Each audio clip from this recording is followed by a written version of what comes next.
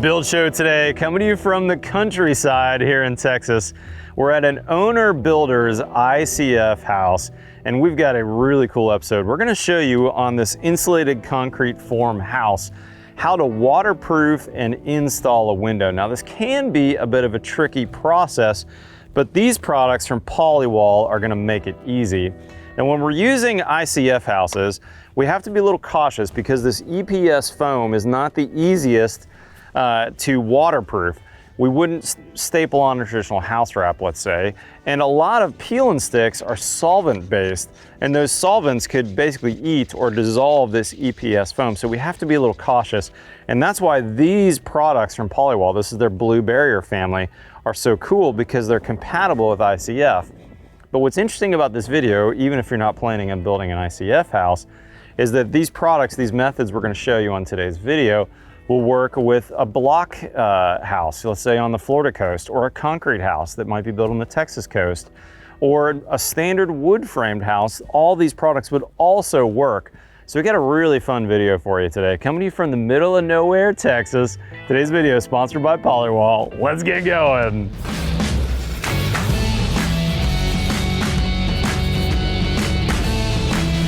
All right guys, here's the products we're going to be using, and it really doesn't take many tools either.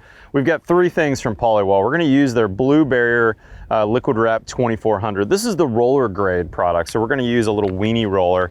And we like these foam rollers. You can buy these at pretty much any home center.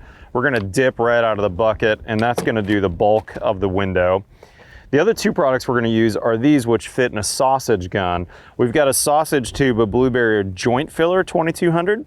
This is the thicker version. This basically has a fiberglass in it, and it's going to span our joints. We're going to use this first on the prepped window opening, or to prep the window opening. And then we've got the 2100. This is the liquid flashing. This is basically the trowel version of this. And once we sausage tube that on, we're going to use something like this. This is a Bondo scraper. This is really easy to kind of scrape and get and conform into the shapes we want. And then we've got just a couple other tools. Chip brushes are really handy in a couple different sizes. And here's a little tip on these chip brushes to make them more useful. Take a pair of scissors. These Crescent works really well, the Weiss snips. And we're gonna cut the brushes down to about a ½ inch or so. And that's gonna take it from a fairly floppy brush to a nice stiff bristled brush that we can use on the window. And we also want to have some rags available, some nitrile gloves. We don't want to get this on our clothing as well. And then any cleanup we need to do, we can use a little bit of denatured alcohol. Okay guys, step one, we taped off the window opening. We didn't necessarily have to do that. I just like to do that anytime we're using fluid applied. It's going to make everything look nice and neat. And the first product we're going to be using is this one. This is the Blue Barrier Joint Filler 2200. As I mentioned earlier, this has some fiberglass embedded in the product, and this is going to span our gaps of up to 3/4 of an inch. Now I do have some decent gaps on this ICF I'm dealing with. We could also use some canned foam in there, let it dry and then cut it off, but this is below our 3/4 inch threshold, so we're going to be just fine. We're going to drop that tip in there, and then normally I would say we want to cut this tip, but this is kind of cool. I got this from the Polywall guys. They have a new self-puncturing tip, and it's got some kind of nibs on there so that when I screw this cap on, it's actually going to puncture it. I've got my buddy Dan with me from Polywall to help me out. Let's show you how to do it.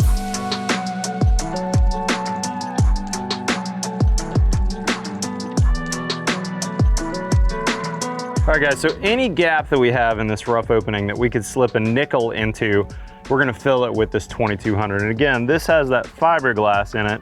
So once it sets up, it's going to be able to bridge that gap. We don't necessarily need to fill the cavern. All we're doing is just bridging the gap so that when we use then the next product from Polywall, it's going to sit on top of this. And usually if you were doing wood framing, this would typically be on the sills in the corners or at maybe plywood seams. But on this ICF job, we've got a few more of these small gaps we need to fill. You can also see there's a little bit of spray foam in there, probably from when they put the block together before they poured concrete. So we're gonna fill in all those little gaps, anything that's bigger than a nickel could fit in, so that when we put our 2400, that's our more viscous version of this, it's gonna bridge on top of this 2200.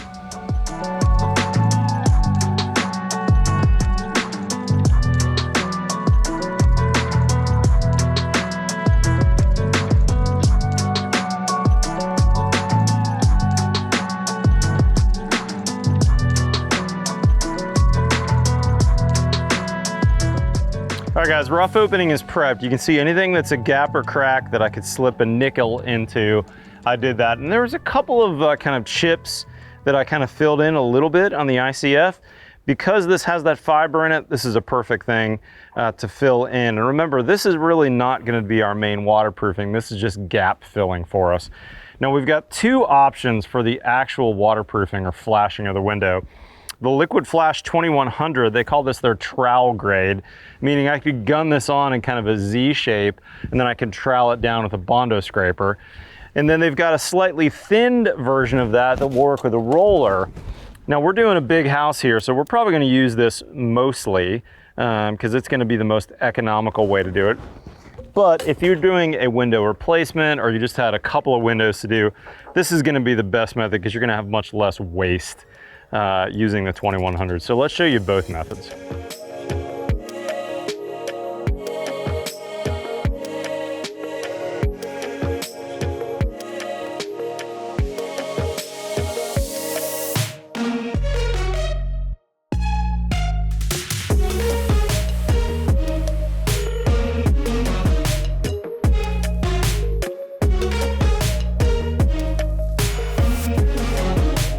All right guys, that's the 2100 liquid flashing.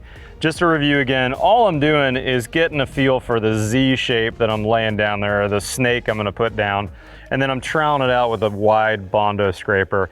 Now, if we were doing this on wood or concrete block, that sort of thing, you wanna get the feel for it because different substrates are gonna feel a little differently as you scrape it down. But all we're looking for is, we don't wanna see the substrate. As long as you can't see the substrate, you know you've made it thick enough, but you don't want it so thick that you know, it feels like you're icing a cake, right? There's that line of too thick or too thin. And if it's too thin and I can see the substrate, you know, if that was OSB and I could see that wood behind us, I would know it's too thin.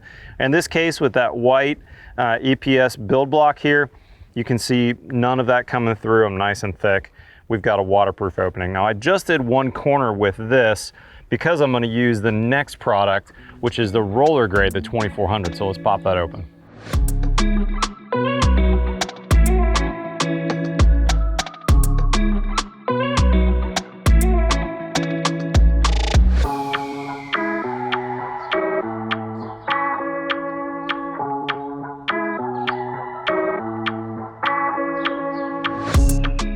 All right guys, the rough opening is ready for window set. Let me review what we did. Remember this corner that's a slightly different color blue, this was the trowel grade blue barrier, and then the lighter blue, that was the one that we rolled on everything.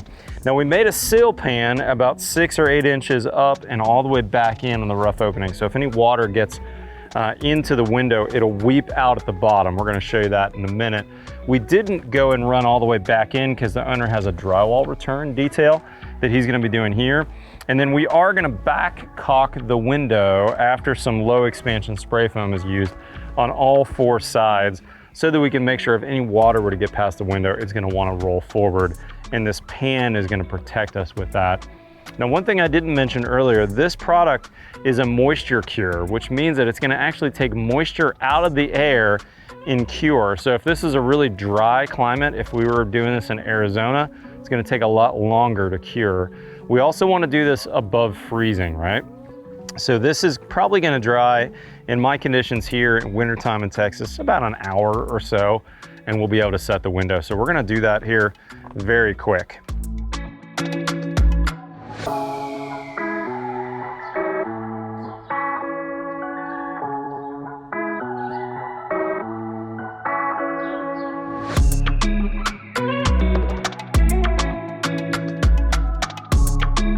All right guys, so Marcos, the owner builder here, has got our window set, and let me walk you through how he did it.